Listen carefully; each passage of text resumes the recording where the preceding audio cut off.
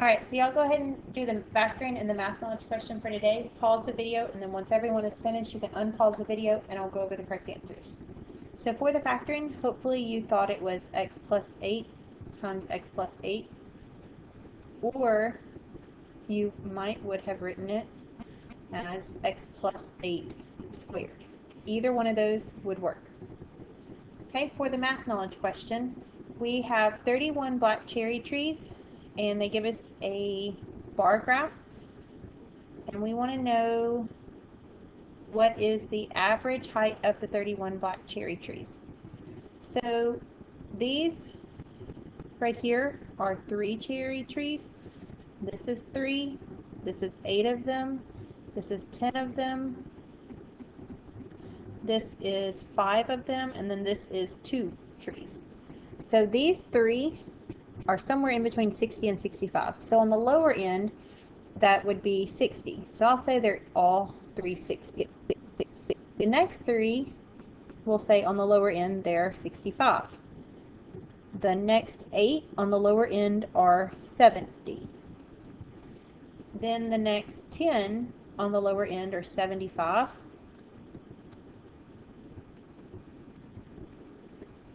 Then the next ones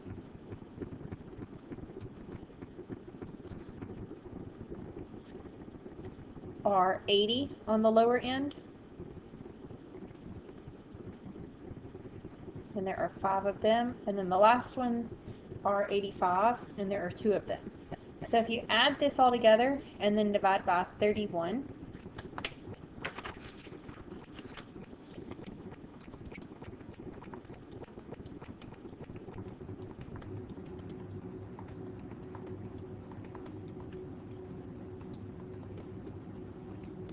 that gives you an average of 72.7. So there's no way that it could be A or B, because if they were all the smallest they could possibly be, we're at least at 72.7. But that doesn't tell us which of these 3 is the answer. So then we have to do the upper end. So these 3 here, they could be at most 65. The next 3 could be at most 70 feet tall. The next 3 could be at most 75 feet tall, and there are 8 of them. The next trees could be at most 80 feet, and there are 10 of them. Then the next ones could be at 85 feet for those 5, and then the last 2 could be at 90. And you're going to again divide by 31 to find our average. So if you multiply and divide,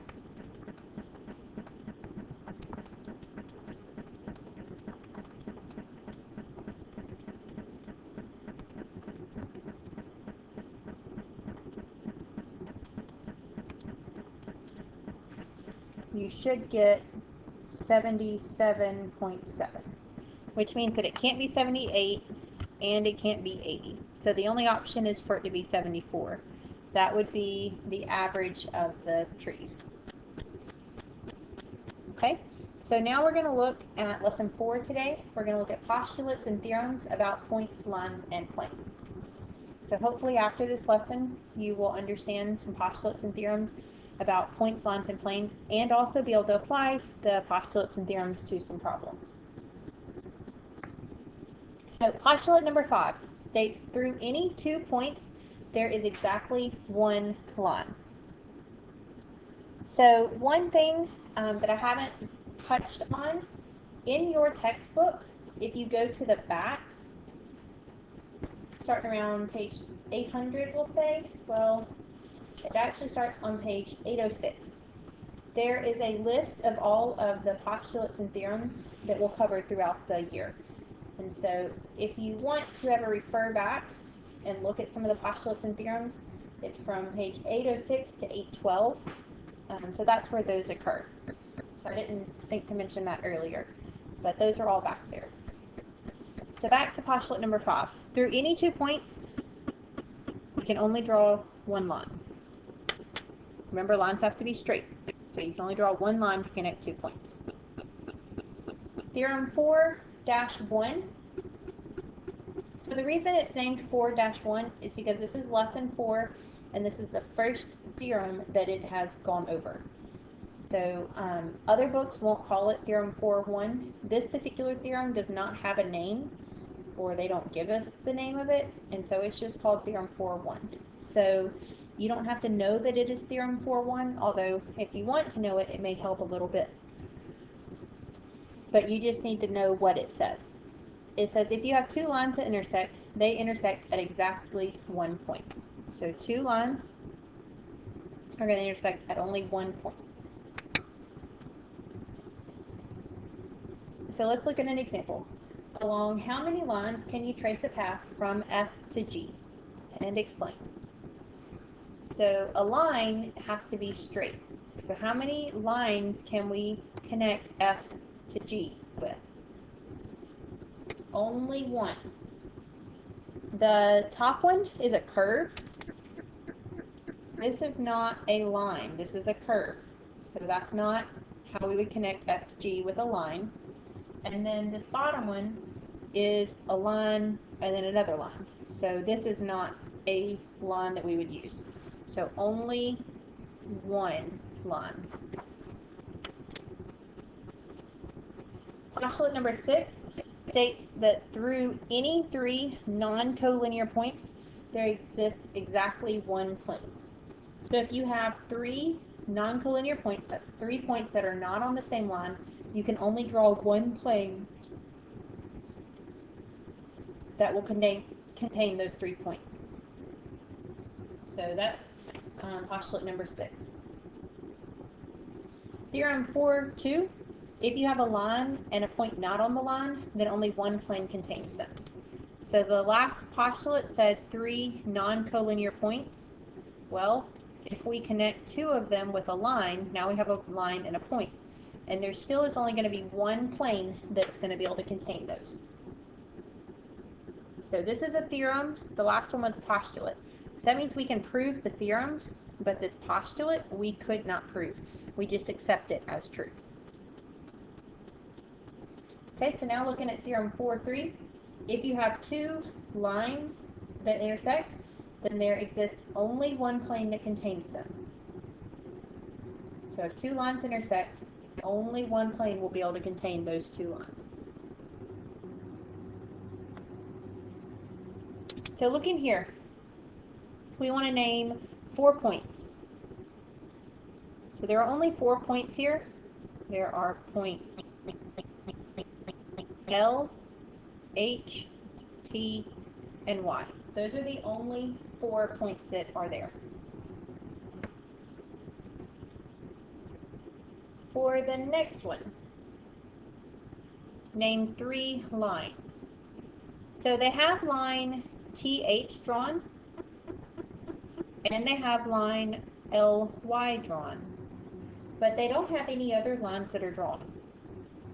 However, pick any 2 points and you can make a line through them.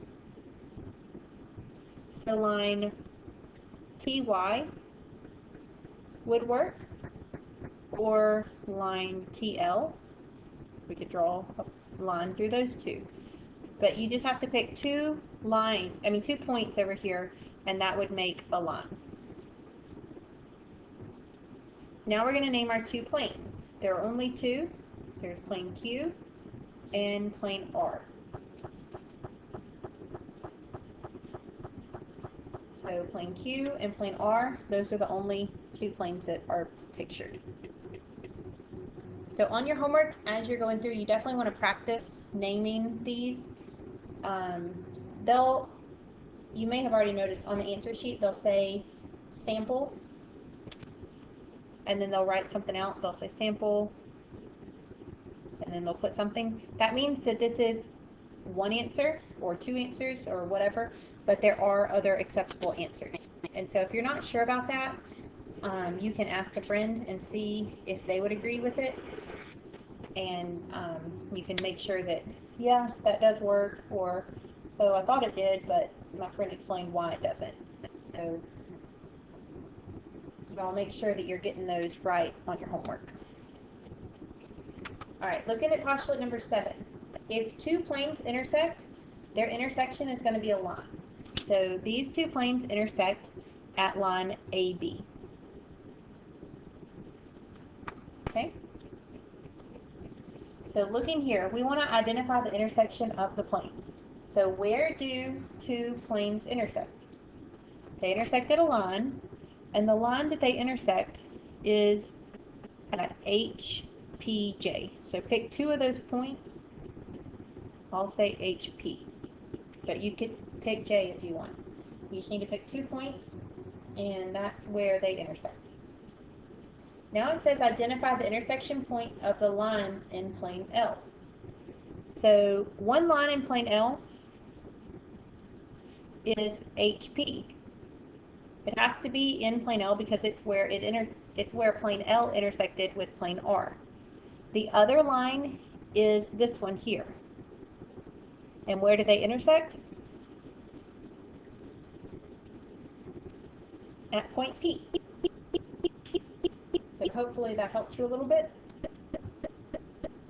Okay, we're going to look at another example, or another postulate. Before we go to an example, we got a couple more postulates. If 2 points lie on a plane, then the line that contains the 2 points also lies in the plane.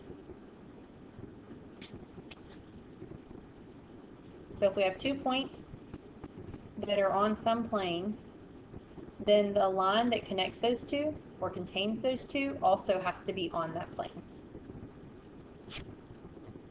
Some postulates and theorems you may feel like are self-explanatory, and that's fine, but they just put them in mathematical terms. Okay, postulate 9. A line has to contain at least 2 points.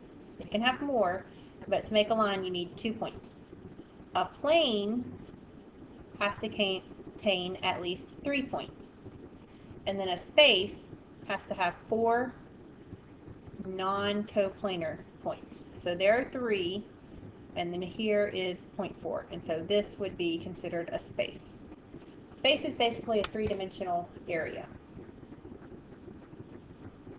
So that's postulate number 9. So now we're going to look at example 4. Professional photographers often use a tripod stand that have 3 adjustable legs to hold their cameras steady. Why would a quadrupod, one that has 4 legs, never be used? So a tripod, you may have seen it. It has 3 legs, and then it may come up, and you put your camera right here. And you can adjust the length of these, so this one can get pulled down a little bit if it needs to. Why would a quadrupod not be used? So 4 points don't define a plane. 4 points, 4 legs would define a space, and 3 points is what you need to make a plane. And so a quadrupod will often not hold a camera steady, especially on uneven ground, which is often where you're going to be taking pictures outside somewhere. But a tripod is always going to be able to find a plane because 3 points can always make a flat plane surface. So if you have a table or a desk, you may have seen it like wobble before, but a 3-legged table or a 3-legged chair, 3-legged desk, a tripod, they're not going to wobble because 3 points are you're always going to be able to make a plane through those. But when you add that 4th one, this is when it's going to start to possibly wobble. So that's why you wouldn't want to use a quadrupod. So as we're going through the book, typically the examples that I pick are the teacher examples that are in my book. They're not in yours. So if you ever want extra practice on an example, look in the book, and they usually have another example that's very similar to it. All right, so the example that they give for this one in the book is talking about small tables that have 3 legs. And so often small tables have only 3 legs. They have the advantage of not tipping if placed on an even surface. Use postulates given in this lesson to describe why this is true and why a 3-legged table will wobble less than a 4-legged table. So the legs of a 3-legged table make a single plane as told in postulate 7. The legs are non-collinear points. Even if they are unstable, the table will be stable. If the table has 4 legs and one of the legs is higher than the other 3, then it'll start to tip over. 4 points can be non-coplanar, so the table can tip between them.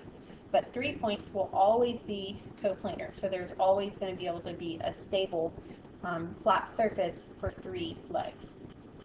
So hopefully that helps you a little bit. That question will show up on a test at some point, and you have to explain it completely. You can't just say, because it will be unsteady. You need to make sure to use complete sentences and go through and explain it completely. All right, so we're going to look at some practice problems. So y'all try these two, and then pause the video, and I'll go over them after y'all all try them. So can another plane be drawn that contains points A, B, and C? And it says justify your answer using a postulate. So no, another plane cannot be drawn through A, B, and C, and it's from postulate number 6. Through any 3 non-collinear points, which that's what A, B, and C are, there is only one plane that can be drawn. So that would be the answer for that one. For B, identify a line in plane M. So a line in plane M, you could say AB, or you could say EF, or you could say, well, those are the only 2 points. O is also in plane M, so you could say OE or OF. Any of those would be acceptable for a line in plane M. The intersection of line CD and AB is point O here. And the intersection of plane M and plane M, the intersection of plane M and plane N is AB. And then it asks if E and F are coplanar. They are coplanar because they are both on plane M. Even if they weren't both on plane M, 2 points are always going to be coplanar because you can always draw a line through those 2 points, and any line can be contained in a plane. So any 2 random points can be coplanar. But on this one, they are actually on plane M that is drawn for us. Okay, we're going to look at one more practice problem. So you'll read through this one, think about it, tell your neighbor what you think, and then you'll unpause the video, and I'll go over what you should have for your answer. So camping supplies are made with 3 legs. Chairs, stoves, small tables have 3 legs. Why they might be made this way, and use postulates to explain your reasoning. So 3 legs are steadier on uneven surfaces, and that's from postulate 6. 4 legs are less sturdy on an uneven surface because the legs must be in the same plane in order to be steady. So 4 legs doesn't necessarily make a plane, but 3 will always make a plane. So 3 legs are always going to be more stable than a 4-legged item. All right, so let's look at our challenge question for today. Y'all try and answer this one. Pause the video, think about it, and then once y'all are finished, unpause the video and I'll go over the correct answer. So if you have 2 lines that intersect at point P, and point P is not on plane M, is it possible that the lines and plane M never intersect? And explain. So we have 2 lines, and here's P. And then we have plane M here. Is it possible that the lines in the plane never intersect? Yes, it is possible.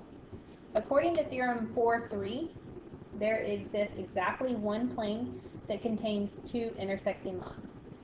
And since the intersection of those 2 lines, point P, is not on our plane M, then that plane cannot be,